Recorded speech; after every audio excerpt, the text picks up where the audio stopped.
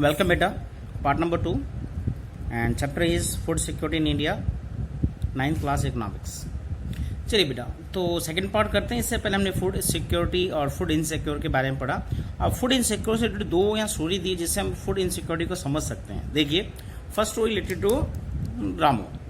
Ramu works is casual labour. Casual labour means जिसको regular work नहीं मिलता, कैजुअल लेबर है in agriculture in Raipur village. His eldest son Somu who is 10 year old also work as a pali to look after the cattle and sarpanch of the village. तो सरपंच की kettles का देखरेख करता है, उसको पाली बोलते हैं बेटा, जो उनके हर्ड्स को, कैटल को यहाँ वहाँ चराते हैं, उनका काम करते हैं। तो दोनों बाप बेटे काम कर रहे हैं बेटा, और ये इसके बेटे की ज़्यादा एज नहीं है, 10 years ही है। Sarpanch of the village Satpal Singh, sarpanch का नाम सतपाल है। सोम is employed for the whole year by the sarpanch and is paid a sum of 1000 for the this work. तो पूरे साल काम करता है और 1000 रुपये उसे मिलते हैं बेटा। Ramu has 3 more son and 2 daughters। उसके बाद 3 उसके और बच्चे हैं, 3 बेटे हैं और 1 बेटी है, 2 बेटी है तो काफ़ी बड़ी फैमिली है। But they are too young to work on field. वो फील्ड्स में काम करने के लिए काफ़ी छोटे हैं बेटा। जो बड़ा हुआ उसको बेटा उसने सरपंच के यहाँ वर्क करके लगा दिया, ठीक है। सो हिज वाइफ सुनहरी is also part time working at the house cleaner for the live stock and removing the managing cow dung. वो भी बेटा लाइव स्टॉक और उनकी रिमूविंग और उनका जो काउ डंग वगैरह उसको साफ सफाई में उसमें लगी रहती है।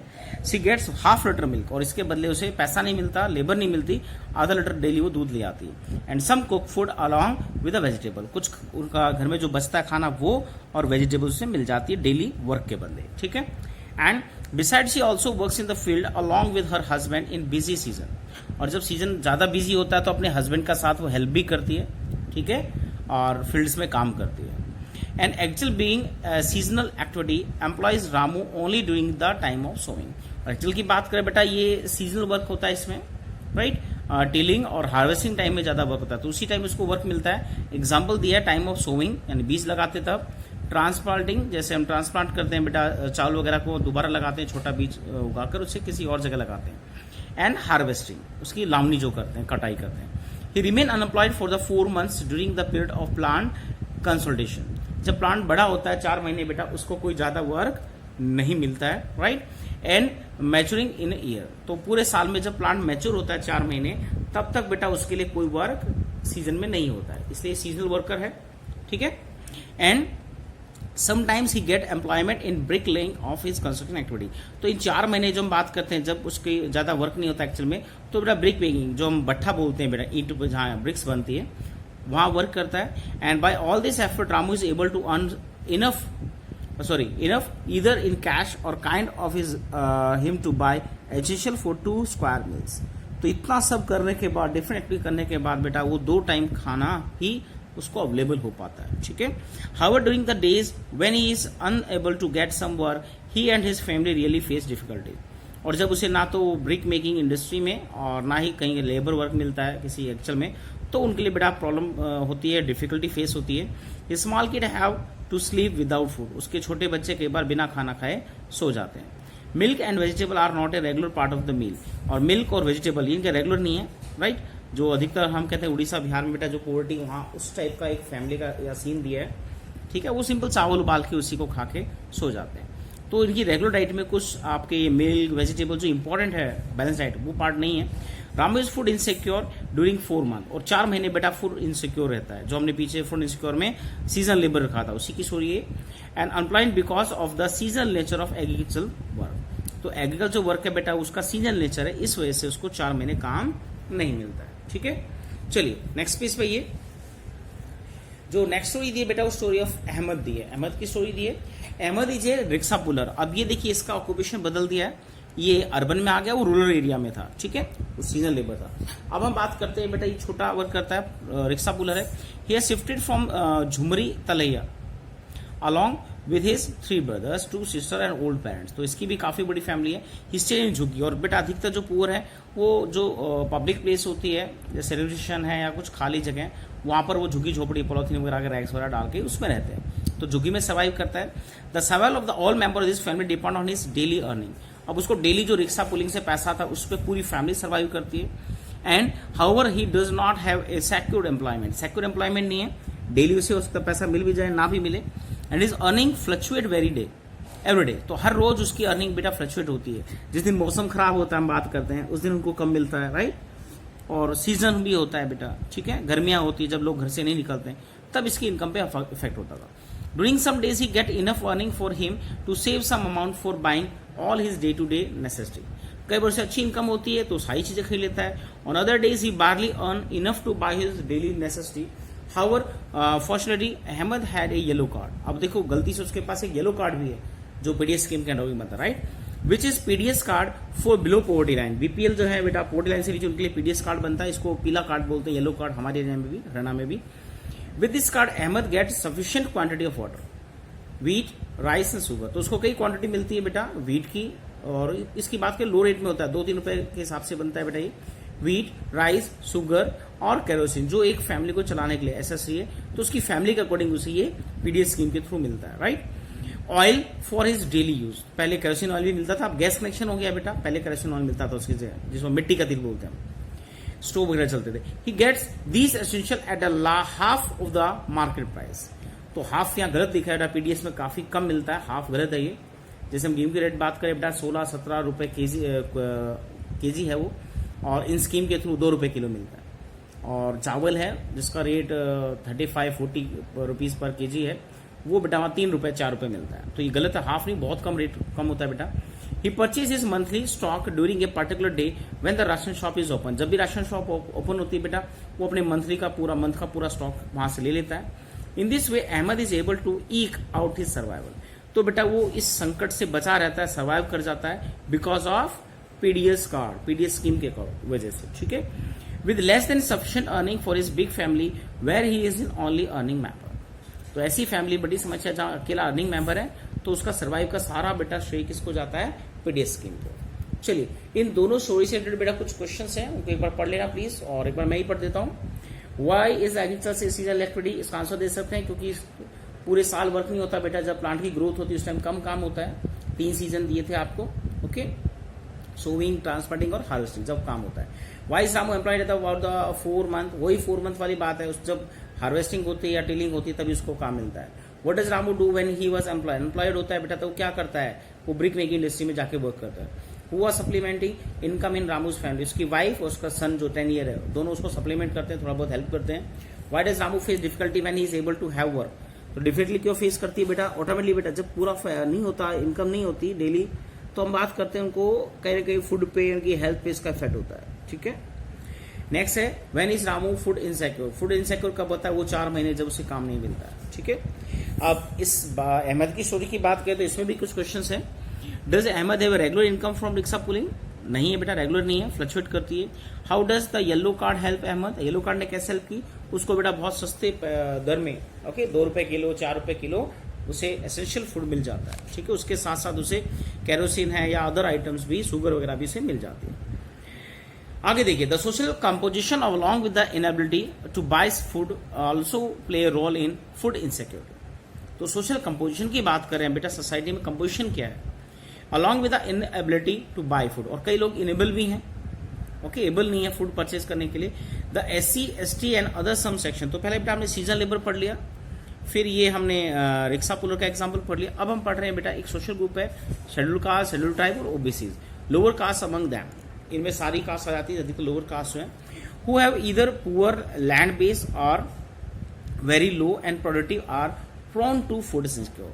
तो इनमें कई लोग बेटा बहुत पुअर भी, हम कैसे लैंडलेस भी हो सकते हैं, थोड़ी बहुत लैंड वाले भी, पुअर लैंड बेस, जिनके पास आधा किला 1 किला हम कहते हैं, थोड़ी लैंड होती है, या ऐसी लैंड है जो प्रोडक्शन नहीं होता है। राजस्थान है बेटा, राइट, गुजरात है, मध्य प्रदेश का सेंट्रल एरिया, कई ऐसे जगह प्रोडक्शन नहीं होता है, तो ये भी बेटा फूड इनसिक्योरिटी में काउंट होंगे, ठीक है। The people affected by the natural disaster who have migrate to other areas in search of work are also among the most food insecure people.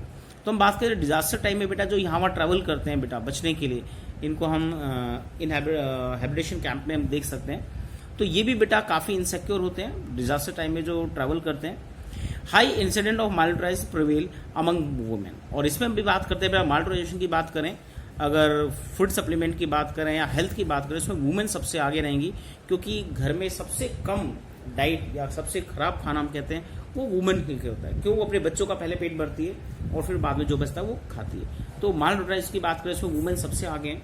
This is a matter of serious concern, और ये बड़ा important matter है बेटा। Put even the unborn baby at the risk of mall nutrition. तो जब माँ इतना healthy food नहीं रही तो उसके बच्चे कैसे होंगे? उसके बच्चों में बाय बर्थ बहुत से डिजीज होंगी because of less nutrition food. Okay, a large proportion of pregnant and nursing mothers and childrens are under age of 5 years constitute an important segment of food insecure. तो इसके साथ माँ के साथ जो बच्चे हैं इन्फेंट से लेके 5 एज तक 5 years तक बेटा वो भी इनसिक्योर फूड इनसिक्योर में आ जाते हैं। ठीक है, तो हमने इसमें प्लीज रिपीट करा, इन पॉइंट्स को बना लेना कि कौन कौन लोग फूड इनसिक्योरिटी में आते हैं। क्वेश्चन बनता है आपका, यहाँ एक बॉक्स दिया बेटा, according to the national health of family survey NHFF, इसकी फुल फॉर्म नोट करना। एंट्रेंस में पूछी गई कई बार बेटा। 1998 और 99 बेटा सर्वे हुआ था जिसके अंदर नंबर ऑफ सच वुमेन और चिल्ड्रन अप्रोक्सीमेट 11 करोड़। तो बेटा 1999 के आसपास 11 करोड़ थी, इनकी नंबर दिया है, इसको लर्न करना। The food insecure people are disproportionately large in some region of country. कुछ एरियाज हैं जो बैकवर्ड है या पिछड़े हैं, जहाँ डेवलपमेंट नहीं है, वहां बेटा फूड इनसिक्योर लोगों की पॉपुलेशन काफी ज्यादा है। Such as economically backward, economically जहां डेवलपमेंट नहीं हुआ बेटा वो areas. State with high incident of the poverty, जहां पॉवर्टी ज्यादा है। ट्राइबल एरियाज है, रिमोट एरिया का मतलब जहां कम्युनिकेशन या ट्रांसपोर्ट चीजें नहीं पहुंची है। Region more prone to natural disaster, जैसे अभी फिलहाल हम कहते हैं बिहार में बेटा डिजास्टर आ रहा है। ओके, गंडक है, कोसी है, दोनों फ्लड ला रही हैं। तो ऐसे बहुत से एरियाज है जो कहीं ना कहीं उस एरिया में फूड इनसिक्योरिटी बनी रहेगी बेटा। In the fact state Uttar Pradesh, eastern and southern eastern part, Bihar, Jharkhand, Orissa, ये सारे स्टेट दे दिए, West Bengal, Chhattisgarh, Madhya Pradesh, Maharashtra account for large number of food insecure people. तो ये बेटा फूड इनसिक्योर में सबसे ज्यादा यही स्टेट्स हैं, इनको प्लीज लर्न कर लेना। ओड वन आउट में क्वेश्चन बनता है इनका। ठीक है, तो please learn the state names. Hunger is another aspect indicating food security के लिए बेटा हंगर, भूखमरी, इसको भी हम एक इसका फैक्टर मान सकते हैं। जहां हंगरनेस है वहां फूड इनसिक्योरिटी बनी रहेगी। Hunger is not just an expression of poverty, poverty expression नहीं है, इट ब्रिंग अबाउट पॉवर्टी, ये पॉवर्टी आती है इससे। The attainment of poverty food security therefore involve eliminating current hunger and reducing the risk of future hunger. तो हम बात करते हैं बेटा, जो हम फूड सिक्योरिटी की बात कर रहे हैं तो इसका बेनिफिट है कि एलिमिनेट द करंट हंगर, आज जो भूखमरी उसको भी खत्म करता है, और इन फ्यूचर जो हंगरनेस आने वाली है उसके भी रिस्क को बेटा वो कम करता है, अगर आज हम फूड सिक्योरिटी अप्लाई करते हैं, पूरे देश को फूड सिक्योरिटी देते हैं। ठीक है, hunger has chronic and seasonal, hungerness भी दो है, ये आपका 3 मार्क्स का क्वेश्चन बहुत बार आता है बेटा। हंगरनेस दो होती है, क्रॉनिक हंगर और seasonal hunger. Okay, seasonal dimension, 2 dimension है, क्रॉनिक एंड सीजनल, दोनों को एग्जांपल से समझाया बेटा, थोड़ा ध्यान से देखा इसे। Chronic hunger is a consequence of diet presently inadequate in term of quantity. तो आपको कम खाना मिल रहा है लंबे टाइम से, जो आपकी डाइट है वो उसमें क्वांटिटी कम है बेटा, इनएडुकेट हम बात कर सकते हैं। तो इसको क्रॉनिक हंगर लंबे समय से चलती आ रही है, जैसे बचपन से किसी बच्चे को खाना कम मिला है तो उसका वेट कम होगा, उसको एसिड डिजीज होगी, राइट, तो जो डाइट से रिलेटेड होती है, तो इसको क्रॉनिक हंगर बोलते हैं। क्वांटिटी एंड और सेकंड और दिया आगे देखिए, और क्वालिटी, तो अच्छा खाना नहीं मिला, पूरा खाना नहीं मिला, तो ऐसे ही उसको हम क्रॉनिक हंगर में काउंट करते हैं। Poor people suffer from chronic hunger because of their low income and turn inability to buy food even for survival. तो ना तो खरीद सकते हैं, वैसे गरीब है तो इन क्रॉनिक हंगर में वो आ जाते हैं। सेकंड है सीजन हंगर बेटा, related to the cycle of food growing and harvesting. This is prevent the rural area, rural area में मिलेगी बेटा, इसका ये क्वेश्चन लास्ट टाइम आया था बेटा। सीजनल हंगर कहाँ मिलती है? रूरल में।